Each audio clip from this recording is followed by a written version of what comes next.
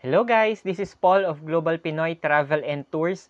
Matagal mo na bang gustong mag-travel sa Iloilo at matikman yung pinakamasarap na Iloilo bok choy and yung pinakamatamis na Guimaras mangoes, 'di ba? So this is your chance because we have an exclusive tour package na available po, no? So dalawang lugar na yung mapupuntahan mo, Iloilo and Guimaras, no? So magkalapit lang po yung dalawa na yan, and sa mga hindi po nakakaalam, ako po mismo taga Iloilo po ako. Ayan, so Ilonggo po ako. Kaya I'm sure magugustuhan niyo po yung package natin na to. And ang kagandahan po diyan, 4 days, 3 nights yung package natin, and all in na po lahat, no? May kasama ka ng airfare, syempre yung flight tickets natin kasama na ho dyan from Manila, 'di ba? May mga accommodations na po all throughout, no, yung 3 nights natin. And may mga free meals na din, no? May mga meals na tayo nakasama, and you can enjoy, no, yung mga city tours natin